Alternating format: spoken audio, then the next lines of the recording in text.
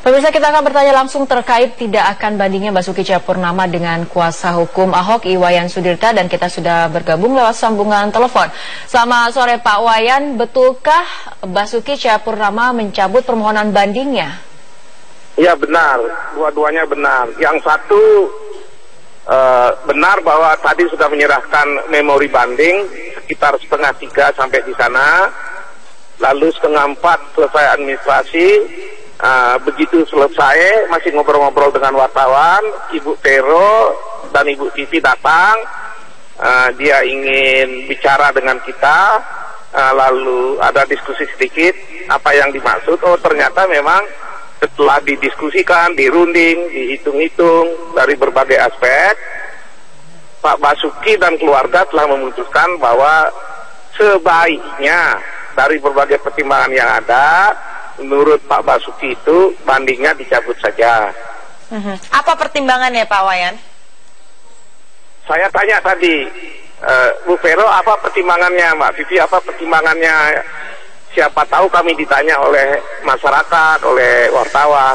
Oh ada pertimbangannya, karena ini sudah sore dan tidak cocok berdiskusi di ruangan pengadilan begitu, ruang orang lain kan.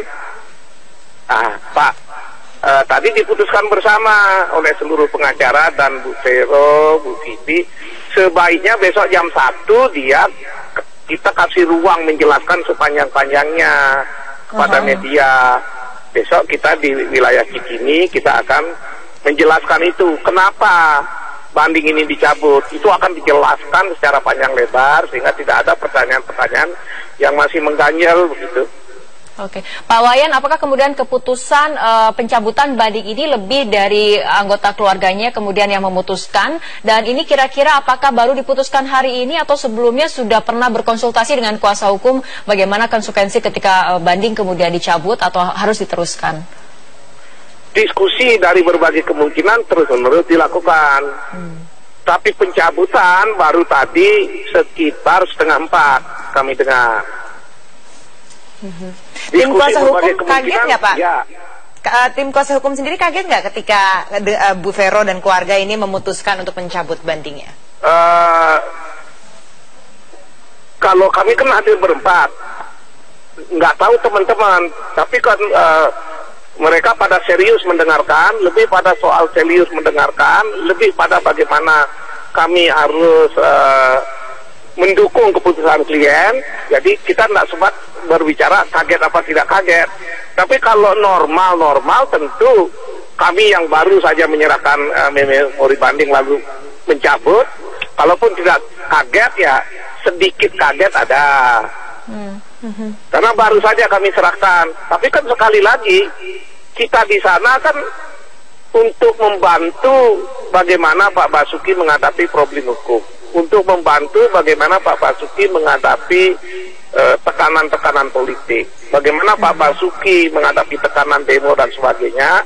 Kita sudah siap membantu, bukan menjadi beban, tapi kalau bisa meringankan beban Pak Basuki. Nah begitu dinyatakan cabut bandingnya, ya kita dukung dengan sepenuh hati, kita dukung. Oke, Pak Wayan, tapi apakah suasana dari politik ataupun suasana dari pendukung, adanya aksi demonstrasi seperti itu, pernah tidak kemudian keluarga merasa ini menjadi tekanan ataupun ini menjadi alasan untuk kemudian tidak memperpanjang masalah, kemudian hingga mencabut permohonan banding? Pak Basuki itu positif pikirannya ya. Satu, percaya pada Tuhan. Kedua, ingin mengabdi, melayani masyarakat. Ketiga, ingin mencintai NKRI, Bhinneka Tunggal Ika sepenuh hati. Nah, yang keempat yang menarik, dia sangat simpati pada para pendukung.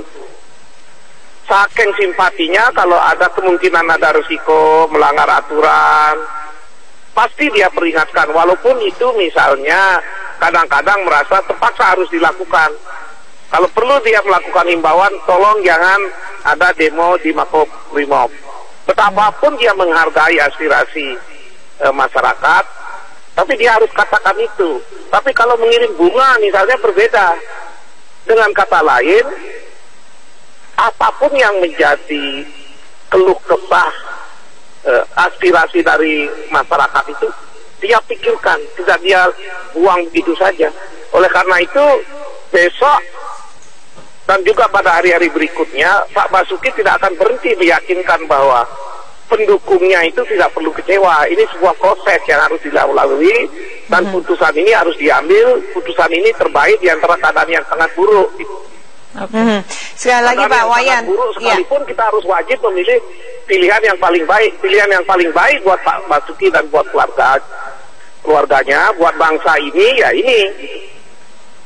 Oke, Pak Wayan, sekali lagi kita ingin mengkonfirmasi bahwa sudah betul, berarti sudah Pak Basuki Cahayapurnama, keluarganya dalam hal ini mencabut untuk banding, begitu ya? Sudah pasti. Ini pikiran dan keputusan Pak Basuki, didukung keluarga, didukung penasihat hukum. Kita berharap betapapun masyarakat pendukung merasa terkejut, merasa sedih, merasa betul. Ya mari kita dengan jiwa besar kita hadapi ini. Baik. Cobaan tidak akan berakhir kalau kita hadapi dengan kesedihan. Cobaan akan berakhir kalau kita hadapi dengan jiwa besar. Baik. Iwayan Sudiarta, kuasa hukum Basuki Cahayapurnama, terima kasih atas waktunya bersama kami. Terima kasih, Pak.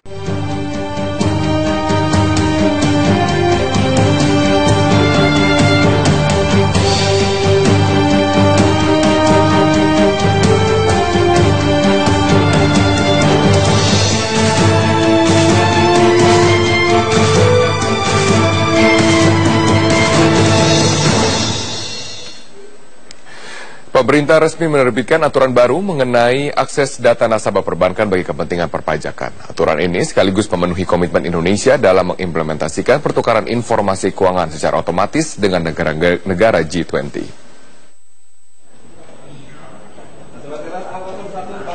Era keterbukaan data perbankan untuk kepentingan perpajakan telah dimulai. Pemerintah telah resmi menerbitkan peraturan pemerintah pengganti Undang-Undang Perpu Nomor 1 Tahun 2017 mengenai akses data nasabah perbankan bagi kepentingan perpajakan. Dengan diterbitkannya Perpu ini, Ditjen Pajak memiliki kewenangan untuk menerima dan memperoleh informasi data keuangan nasabah perbankan. Penerbitan Perpu ini sekaligus memenuhi komitmen Indonesia yang telah mengikat diri pada perjanjian internasional di bidang perpajakan dalam mengimplementasikan pertukaran informasi keuangan secara otomatis atau Automatic Exchange of Information. Perpu itu dalam rangka internasional, juga dalam rangka kita di sini. Jadi saya kira tidak perlu kaget. Memang seluruh dunia nanti akan membuka diri terhadap itu. Dan itu sudah saya sampaikan berkali-kali. Hati-hati bahwa tahun 2018 semuanya nanti akan bisa terbuka. Tetapi ingat bahwa itu hanya dipakai untuk kepentingan yang memang diperlukan, terus tidak buka-bukaan juga tidak. Ketua Asosiasi Pengusaha Indonesia Haryadi Sukamdhani mengatakan komitmen mayoritas pengusaha besar yang patuh pajak menyetujui diberlakukannya Perpu ini. Haryadi juga mengakui keterbukaan data perbankan dapat menjadi ujian bagi pengusaha yang tidak patuh pajak. Saya rasa mayoritas tentunya mestinya tidak keberatan ya kalau kemarin sudah selesai mengikuti pengampunan pajak, kan sudah melaporkan semua data dan sebagainya. Menurut pandangan kami harusnya tidak menjadi isu. Memang ini menjadi masalah apabila ada para pihak yang memang tidak melaporkan dengan benar. Sementara Wakil Ketua Kamar Dagang Indonesia bidang perbankan Sigit Pramono meyakini Perpu ini dapat menjadi jalan pintas untuk percepatan reformasi perpajakan. Ya, persoalannya yang ideal memang harus merubah undang-undang perbankan. Sudah undang-undang perbankan ini sudah lama dibahas tapi belum juga disahkan di DPR, sehingga memang dapat dimengerti kalau kemudian pemerintah melakukan jalan pintas dengan menerbitkan peraturan pemerintah pengganti undang-undang. Penerbitan Perpu ini diharapkan dapat meningkatkan kepatuhan wajib pajak. Pemerintah mengaku telah berkoordinasi dengan DPR jika nantinya Perpu ini akan berubah menjadi undang-undang. Pemerintah pun optimistis DPR akan menyetujui Perpu ini menjadi undang-undang. Tim Liputan Metro TV. Setelah keluarnya Perpu nomor 1 tahun 2017, maka Ditjen Pajak tidak perlu lagi untuk meminta izin dari Menteri Keuangan dan Bank Indonesia untuk mengakses data nasabah perbankan, pasar modal, asuransi, dan juga lembaga jasa keuangan lainnya. Perpu tersebut juga mencantumkan sanksi bagi lembaga keuangan ataupun nasabah yang tidak mau bekerja sama. Namun kewenangannya begitu besar, jangan sampai diselewengkan oleh oknum Ditjen Pajak untuk mengakses data yang tidak perlu.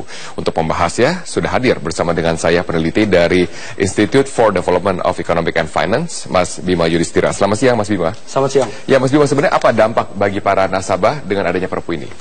Saya kira dampaknya hanya temporer. Ya, kalau kita lihat berkaca sebenarnya dulu tahun 2016 sudah ada PMK mengatur tentang keterbukaan, tapi pada waktu itu transaksi kartu kredit.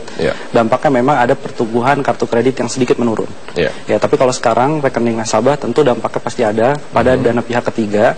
Saya kira akan ada koreksi, tapi itu dalam jangka panjang justru bermanfaat. Berarti shocknya sangat sebentar. Hanya sangat hanya shock yang sangat sebentar. Tidak perlu khawatir. Sebenarnya bagaimana cara kerja dari Perpu ini? Apakah Ditjen Pajak kemudian meminta nasabah dengan kriteria tertentu kepada bank atau bagaimana? Di dalam Perpu itu nomor 1 tahun 2017 itu dijelaskan ada 2 mekanisme ya. Mekanisme yang pertama memang bank kemudian melalui OJK itu melaporkan secara periodik kepada Ditjen Pajak data-data yang diminta ya. Ada berapa data identitas, kemudian penghasilan dan kemudian rekening, nomor rekening, alamat ya. Dan kemudian yang termasuk kedua, saldo. Betul. Tapi di dalam pasal yang keempat, pasal 4 dalam Perpu itu disebutkan bahwa OJK bisa langsung meminta kepada lembaga jasa keuangan secara langsung. Jadi ada 2 mekanisme. Nah, mekanisme yang kedua ini yang kita lihat berpotensi untuk ada penyelewengan kalau tidak dilakukan secara akuntabel dan transparan. Bagaimana modusnya? Salah satunya begini, kalau langsung meminta kepada lembaga jasa keuangan, maka bisa jadi ada pegawai pajak yang misalkan nakal, gitu, bisa melihat nomor rekening, besaran jumlahnya, kemudian dia bisa melakukan kasarnya ya, seperti pemerasan di belakang meja, seperti itu bisa saja terjadi. Jadi ada moral hazard yang harus kita antisipasi. Makanya titik tekannya ada pada aturan turunan dari Perpu nanti, entah PP ataupun PMK, yang jelas ada mekanisme yang mengatur sanksi tegas bagi pegawai pajak yang main-main dengan keterbukaan ini. Toh masyarakat kan sebenarnya sudah menerima. Oke, bagaimana sebenarnya yang ideal? Apakah perlu ada OJK di bagian tengah untuk menjembatani antara perbankan dan juga Ditjen Pajak? Ya, saya kira mekanisme yang paling ideal gitu ya. Walaupun menyambut 2018 nanti, salah satunya memang harus ada pihak intermediari yaitu OJK. Artinya Ditjen Pajak meminta, dan tidak semuanya, hanya spesifik yang terindikasi melakukan penyelewengan pajak, tidak ikut tax amnesty, kemudian diduga ada hal-hal yang mencurigakan lainnya, dia bisa meminta kepada OJK, OJK baru bisa menunjuk lembaga keuangan tersebut, dan ada Perpu itu, ada sanksinya bagi lembaga keuangan yang mangkir. Artinya prosedurnya harus seperti itu. Oke, berarti kalau seperti itu maka ini tidak akan berdampak pada Ditjen Pajak yang mempunyai akses langsung, karena Perpu ini dibuat agar Ditjen Pajak tidak perlu lagi meminta izin dari Gubernur Bank Indonesia dan juga Menteri Keuangan, tapi sekarang dengan formasi yang Anda katakan ideal, maka perlu izin lagi dari OJK. Ya, jadi maksudnya tadi, jadi boleh saja sebenarnya, tapi tetap harus ada pengawasan, dan nanti akan didetailkan kepada PMK maupun PP yang akan dibuat setelah ada Perpu ini. Harus ada pengawasan seperti itu, kalau enggak nanti akan menimbulkan kekhawatiran. Bukan bagaimana misalkan kita lihat ada banyak kasus ya pemerasan atas nama pajak gitu ya. Ada oknum, saya sebutkan oknum-oknum yang memang nakal dalam permainan pajak. Kita harus mengantisipasi itu. Kalaupun nanti mekanisme yang kedua berdasarkan pasal 4 itu tanpa adanya OJK, makanya kita sarankan, kita rekomendasikan harus ada aturan turunan sanksinya sangat-sangat berat, sehingga tidak ada lagi penyelewengan data digunakan untuk kepentingan pribadi pegawai pajak yang nakal. Oke, dengan sekarang kombinasi antara Ditjen Pajak dan juga perbankan, sebenarnya sistemnya apakah dari perbankan melaporkan kepada Ditjen Pajak, apakah dari Ditjen Pajak melaporkan kepada perbankan dari wajib pajak yang bermasalah atau dari nasabah yang bermasalah? Ya, saya kira kalau tadi untuk mekanisme yang pertama memang dari lembaga keuangan secara periodik ya, itu ada waktunya, secara periodik memang harus melaporkan data-data yang diminta seperti dalam Perpu, itu diminta diberikan kepada OJK, baru kemudian diberikan kepada Ditjen Pajak. Mekanismenya seperti itu. Oke, berarti dari nasabah bermasalah, semua muaranya adalah nasabah bermasalah, kemudian akan dilaporkan kepada Ditjen Pajak, bukan dari wajib pajak yang bermasalah kemudian ke nasabah? Ya, harusnya. Jadi jangan sampai ini berlaku semuanya gitu, bisa terlihat transparan kan. Kalau ada problem di situ baru diselidiki. Kalau tidak nanti masyarakat yang sudah ikut tax amnesty terutama ini akan sedikit traumatis juga. Saya sudah ikut tax amnesty, kenapa saya masih dilakukan penyidikan juga? Nah ini ada ketidakfairan kalau memang seperti itu. Iya. Jadi apa saja kriteria yang harusnya dipenuhi untuk dapat membuka sebuah data perbankan nasabah? Iya, kalau kita lihat yang pertama, sekarang sudah ada tax amnesty, kemarin baru saja berakhir. Artinya wajib pajak yang tidak ikut tax amnesty, yang masih banyak itu jumlahnya, itu memang harus dilakukan penyidikan. Apakah SPT-nya juga rutin? Jadi gitu prioritas. Ya. Itu jadi prioritas penyidikan. Yang sudah ikut tax amnesty lebih baik jangan diutak-atik lagi. Oke. Lalu bagaimana dengan dampak terhadap dunia perbankan secara keseluruhan dengan adanya Perpu ini? Ya, saya bilang tadi bahwa dampak kepada dunia perbankan, kita lihat ada dana pihak ketiga, memang pertumbuhannya akan sedikit terkoreksi, tapi hanya dalam jangka waktu yang sangat pendek. Ini di banyak negara case-nya seperti itu, hanya pada waktu pertama, banyak nasabah yang mengira bahwa data saya menjadi transparan, gitu ya. Jadi ada yang kemudian agak sedikit mengerang tabungan. Berarti tidak akan sampai mengganggu likuiditas dari perbankan? Ya, hari ini siapa yang tidak butuh bank ya, saya kira untuk melakukan transaksi, nanti akan juga kembali kepada bank di Indonesia juga gitu.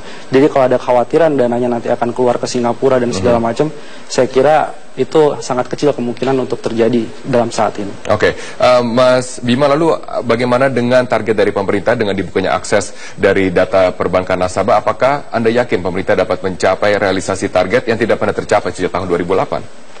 Kita lihat sebenarnya ada manfaatnya nanti pada tax ratio. Tax ratio kita sekarang flat ya, hampir stagnan 11%. Jadi kita harapkan dengan adanya keterbukaan informasi, apalagi kalau sampai beberapa negara nanti ya, yang duit WNI banyak disimpan di sana, di tahun 2018 nanti bisa terjadi pertukaran data dengan kita. Karena itu kan salah satu syaratnya adanya Perpu tadi. Nah, dengan itu maka ini akan ada penyidikan antar lintas batas negara. Kita harapkan tax ratio-nya bisa naik secara gradual, paling tidak 13% sampai 5 tahun ke depan. Oke, berarti tidak dalam jangka waktu di tahun 2017, tetapi dari tahun 2018 sampai dengan 4 tahun ke depan, maka akan terlihat dari tax ratio yang akan semakin meningkat, yang berdampak pada penerimaan juga yang akan semakin meningkat. Baik, terima kasih Mas Bima Yudhistira, peneliti dari Indef, telah bergabung bersama dengan kami di Metro Siang.